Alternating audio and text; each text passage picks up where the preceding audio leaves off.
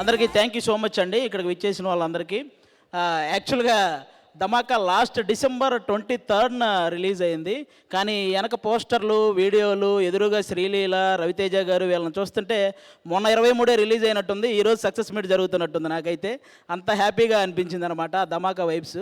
అంటే రవితేజ గారికి ఆయన స్టైల్ ఆఫ్ ఎంటర్టైన్మెంట్ కరెక్ట్ మీటర్లో పడితే ఆడియన్స్ 100 కోట్ల కలెక్షన్స్తో ఆశీర్వదించారు.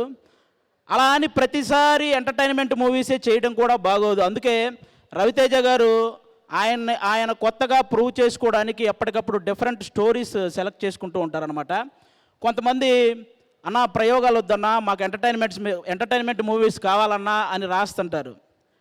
భయ్యా ఆయన ప్రయోగం చెయ్యకపోతే లవ్ ఫెయిల్యూర్ అయిన ప్రతిసారి నువ్వు స్టేటస్లు పెట్టే నా ఆటోగ్రాఫ్ లాంటి మూవీ వచ్చుండేది కాదు.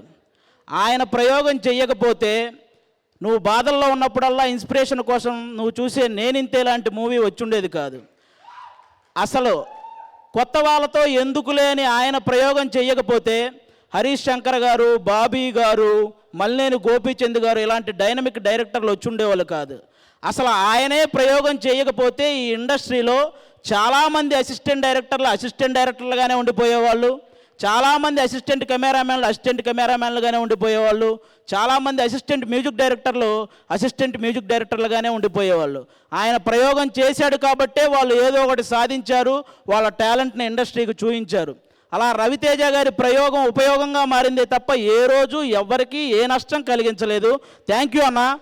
మీరు ఆయనకి అంటే రవితేజ గారు అంటే ఒక తరాన్ని ఎంటర్టైన్ చేసిన వ్యక్తి మాత్రమే కాదు, ఒక తరాన్ని ఇన్స్పైర్ చేసిన వ్యక్తి.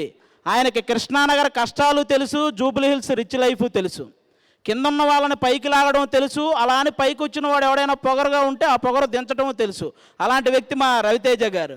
అంటే ఉన్న ఊరిని కన్న తల్లిదండ్రులని వదిలేసి వచ్చి ఇక్కడ ఒక పూట తిని ఇంకో పూట తినక పేపర్ల నిండా కథలు పెట్టుకొని బుర్ర నిండా ఆశలు పెట్టుకొని సగం కాలను కడుపుతో తిరుగుతున్న ప్రతి ఒక్కరూ, అలాంటి అవకాశం కోసం తిరుగుతున్న వాళ్ళందరికీ అందుబాటులో ఉండే ఏకైక హీరో రవితేజ గారు. ఆయన ఉండడం వల్లే వాళ్ళ కళలన్నీ సాధ్యం అవుతున్నాయి అన్నమాట. అలాంటి రవితేజ గారితో ఈ ధమాకా సినిమాలో వర్క్ చేయటం నాకు నిజంగా చాలా చాలా చాలా హ్యాపీ అనిపించింది.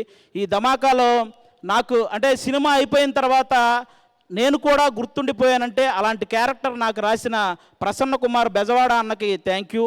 అలాగే ఆ క్యారెక్టర్ని అంత బాగా తీసిన నక్కిన త్రినాథరావు అన్నకి థ్యాంక్ యూ.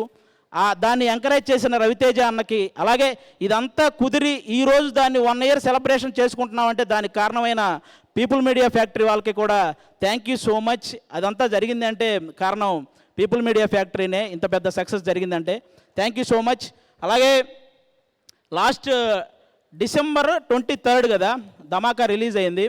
అంటే జనరల్గా రవితేజ అన్న నుంచి మీరు కోరుకునేది అంటే ఇప్పుడు నాకు మా హీరో కామెడీ కావాలి అని కన్ఫర్మేషన్ ఉన్న సినిమా కావాలంటే మీరు డిసెంబర్ 30th ఒకసారి వెంకీ సినిమా రిలీజ్ అవుతుంది, అది చూడండి. ఇప్పుడు మా హీరో ఏం చేస్తాడు అనే ఇన్ఫర్మేషన్ కావాలంటే John 13th eagle cinema release అవుతుంది, అది చూడండి. ప్రతి షాట్ ఒక థ్రిల్ ఉంటుంది. అలా ఉంది ట్రైలర్ ఈగల్ సినిమా. మన కార్తీక్ ఘట్టమనేని అన్నకి కంగ్రాట్స్ అన్న, ముందుగా ట్రైలర్ ఎంత పెద్ద సక్సెస్ అయినందుకు. లాస్ట్ డిసెంబర్ 23 నుంచి ఈ 1 year సెలబ్రేషన్స్ వరకు ఈ మధ్య ఈ 1 yearలో మనం చాలా చాలా చాలా గొప్ప విషయాలు జరిగాయి మన ఇండస్ట్రీలో కానీ అలాగే మన దేశం తరపున కానీ ఎన్నో గొప్ప విషయాలు జరిగాయి. వాళ్ళందరికీ మా ధమాకా టీం తరపు నుంచి అలాగే ఈగల్ టీం తరపు నుంచి వాళ్ళందరికీ ఇది ఇయర్ ఎండింగ్ కాబట్టి వాళ్ళందరికీ ఒకసారి మనం హ్యాపీ న్యూ ఇయర్ చెప్పాలని నేను మనస్ఫూర్తిగా కోరుకుంటున్నాను. అలా ఇన్స్పైర్ చేసిన వాళ్ళు ఎంతోమంది ఉన్నారు. అందులో ముఖ్యంగా మనకి ఆస్కార్ అవార్డు అనేది మన చెవులతో వినడం తప్ప చేతులతో పట్టుకోవడం జరుగుద్దా అనుకున్న వాళ్ళకి మనందరికీ ఆస్కార్ అవార్డును పరిచయం చేసిన చంద్రబోస్ గారికి, కీరవాణి గారికి వాళ్ళిద్దరికీ కూడా హ్యాపీ న్యూ ఇయర్ చెప్పుకుంటున్నాను. అలాగే ఆ పాట అంత రీచ్ అవ్వడానికి ఎవరైతే రీజన్ అయ్యారో ఎన్టీఆర్ గారు, రామ్ చరణ్ గారు, వాళ్ళిద్దరికీ హ్యాపీ న్యూ ఇయర్. ఆ పాట థాట్ని ఆ సినిమాలో పెట్టిన రాజమౌళి గారికి very very very happy new year మా టీం అందరి తరపున.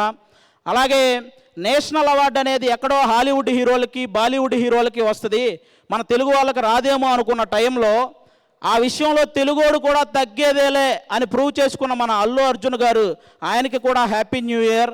అలాగే మన దేశం తరపున మన క్రికెటర్ వరల్డ్ కప్ ఓడిపోతే మనందరం బాధలో ఉన్నాం. అలాగే మనకు వరల్డ్ కప్ ఇవ్వలేకపోయామని మన దేశ క్రికెటర్లు అందరూ బాధలో ఉంటే ఆ టైంలో డ్రెస్సింగ్ రూమ్లోకి వెళ్ళి ప్రతి ఒక్కరిని పలకరించి వాళ్ళకే కాకుండా మన దేశానికి కూడా ధైర్యం చెప్పిన మోడీ గారికి మా 2 టీముల తరపు నుంచి హ్యాపీ న్యూ ఇయర్.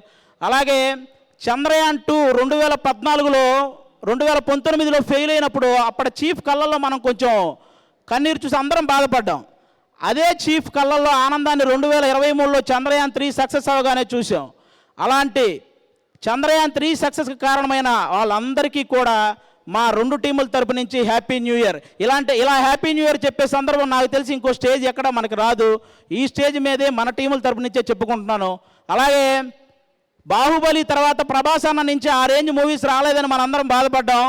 ఇప్పుడు సలార్ సినిమాతో ఫ్యాన్స్ ఆకలిని బాక్స్ ఆఫీస్ ఆకలిని ఒకేసారి తీర్చిన ప్రభాస్ గారికి కూడా హ్యాపీ న్యూ ఇయర్. ఆయన కూడా మంచి సక్సెస్ని అందుకున్నాడు. ఈ సక్సెస్ సెలబ్రేషన్స్లో ఆ సక్సెస్ గురించి మాట్లాడడం కూడా చాలా హ్యాపీ అనిపిస్తుంది. అలాగే ఈ స్టేజ్ మీద ఇంకా ఎన్నో గొప్ప విషయాల ద్వారా మనల్ని ఇన్స్పైర్ చేసిన వాళ్ళందరికీ హ్యాపీ న్యూ ఇయర్. ముఖ్యంగా మీరు ఈ ధమాకా సినిమా సక్సెస్కి వచ్చిన మీకు, అలాగే ఈగల్ సినిమా జాన్ 30 రిలీజ్ అవుతుంది, జాన్ 13th. మీరందరూ ఆ సినిమా చూసి కూడా ఎంజాయ్ చేయాలని మనస్ఫూర్తిగా కోరుకుంటున్నాను. అందరికీ thank you so much. Raviteja అన్నకు వన్స్ అగైన్ థ్యాంక్ యూ అన్న.